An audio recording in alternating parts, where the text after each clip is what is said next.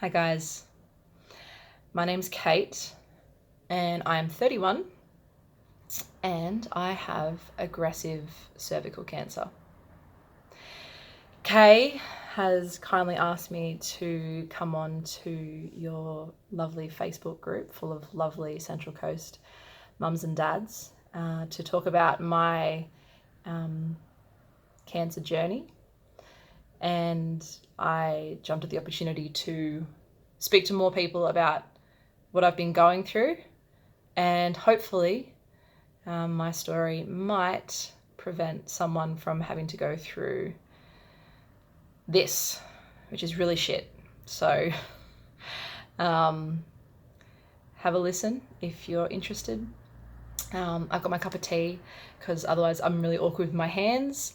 I've got you guys in my cancer care accommodation in Queensland, so I apologise if the lighting and background noise is not the best, but we've just got to work with what we've got, so we'll see how we go. Like I said, I'm 31. I am married to a beautiful woman. We got married in February last year, and we discovered that I had cancer when we started doing IVF. So we were hoping to start a family. I'm a bit of a planner, so when we got married at the start of last year, I said to my wife that I wanted 12 months to travel and, do some career stuff and get a few things in order before we started looking at having a family.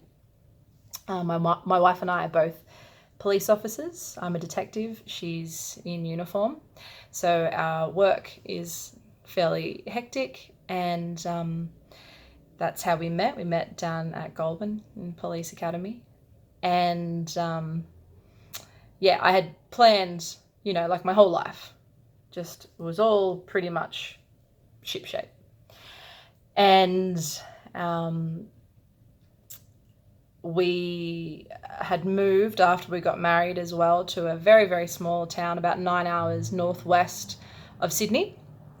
And we were the two local coppers in this tiny little town. And so we were saving money for babies and everything that went with that.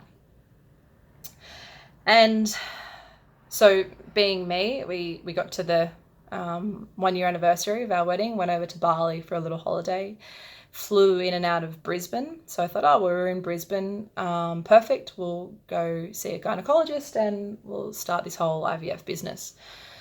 I've never had any issues gynecologically. And so I just thought, easy, we'll just pick a donor and just get started. It's a little less conventional than most couples, but it's nothing these days. So did not plan on getting a pap smear the first time I saw my gynecologist, but I was 12 months overdue. My wife was also overdue, so she qualified for one as well. And the gynecologist saw, even in my pap smear, that there was something a little different in my cervix, but said, no, nothing to worry about. Then, of course, 2 weeks later, abnormal cells, come back for a biopsy, still nothing to worry about, don't stress, abnormal cells happen all the time, blah, blah, blah. So I'm not stressing.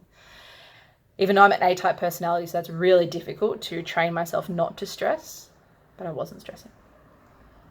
And then the biopsy results came in, and I was at work, and the doctor's secretary called me and she said, "Are you with your wife?" And I said, "No, I'm at work." And she said, "Can you go home and be with your wife? The doctor needs to speak to you." So of course I could just completely, the blood just drained out of my body, and I drove the 40-minute drive home to be with my wife. And because we live so remotely, the doctor had to deliver the news to us via Skype.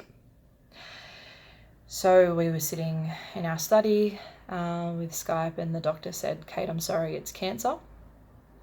And I was like, "Okay, yeah, that's cool. Can we just like cut that out and get on with things?" And I was a bit annoyed.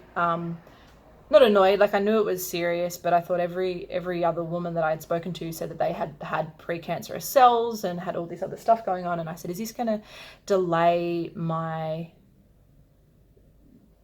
journey to have a baby or cause any issues?"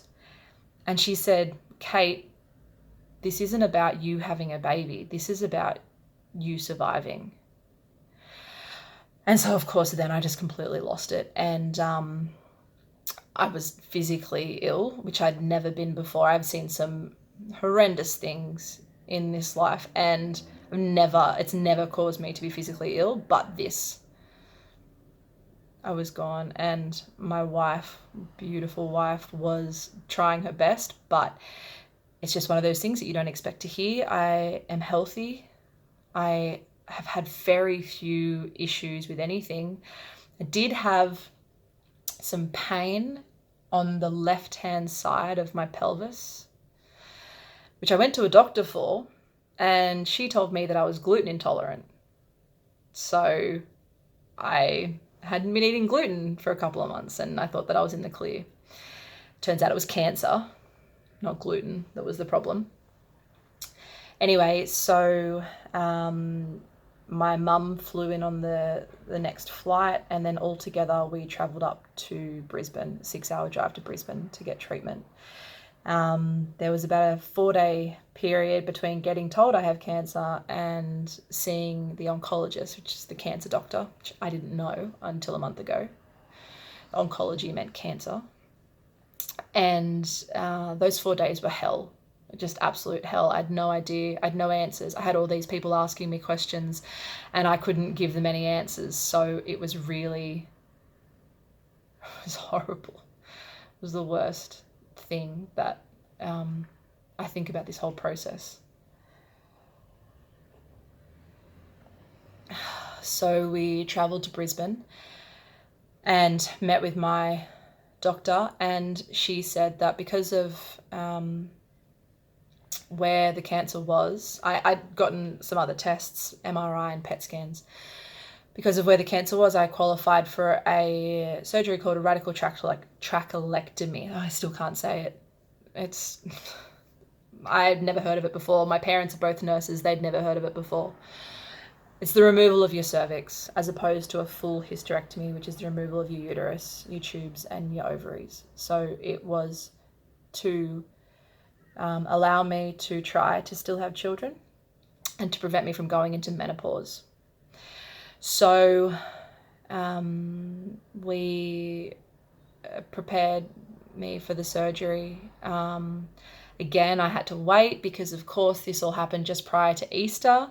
So the doctor went away, so we had to wait for her to come back to do all this. So I had a month of just torturous waiting, more torturous waiting.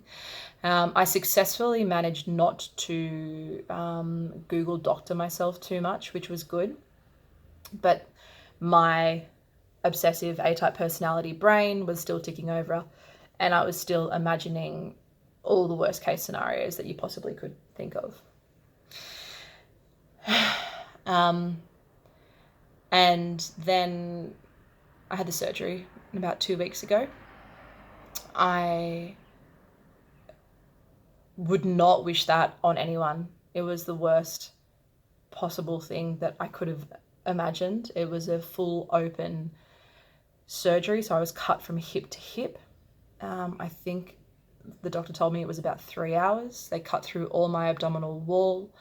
They also removed 6 lymph nodes from around my groin area, because if the cancer gets in the lymph nodes, then it's really, really bad.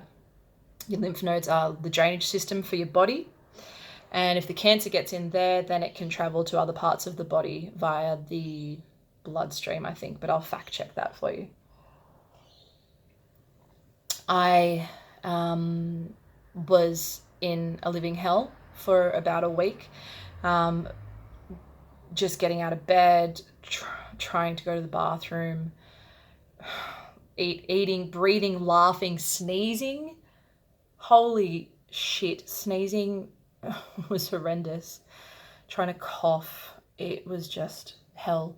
And my wife was there and my parents were there, and they looked after me the best they could, but I just really had to get through it myself. About 3 days into that recovery, the doctor came in and she told me that of the 6 lymph nodes they removed, they found a 6mm bit of cancer in one of them. Tiny, like microscopically tiny bit of cancer. But cancer nonetheless, and it meant that I now have to undergo about 7 weeks of radiotherapy and a small amount of chemotherapy. I'm also in the process now, as we speak, of doing an IVF egg cycle. So they're trying to retrieve some eggs from me, because once we do this, I won't be able to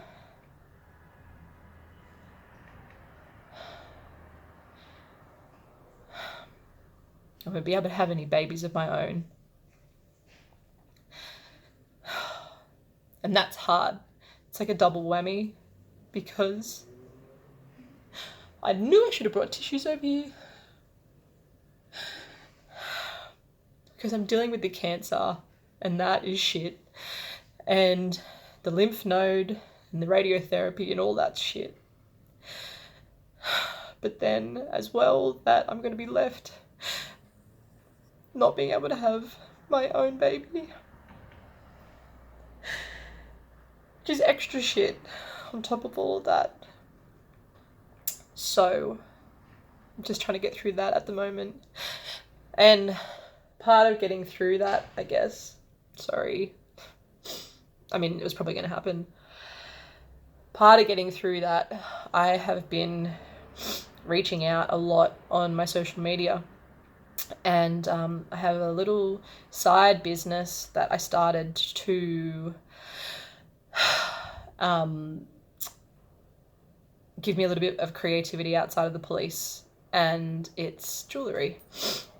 And I make bracelets, and I make something called bracelet stacks, which are these, and I am using them, trying to use them to spread the message amongst women and men that love women and women that love other women, to tell each other to get your pap smears done. Take your health seriously. Take your gynecological health seriously. And if something's bothering you, don't take no for an answer. My business, my little jewellery business, is called the Blissful Thistle. I'm mostly on Instagram. I'm obviously not making anything at the moment, but as soon as I can and as soon as I'm able, I'm going to get back into it, because I miss my home and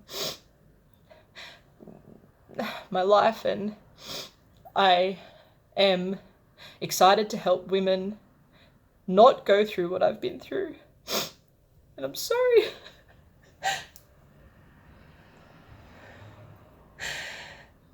So just get your pap smears done, because this is way shittier, what I'm going through, than a 2-minute pap smear. I promise it's not that bad. So yeah, get your pap smears sorted. Talk to your friends and make sure their pap smears are sorted, and just talk to each other, and just look after yourselves. Okay. Hopefully I'll check back in a couple of months and I'll be fine, and you'll hear from me again.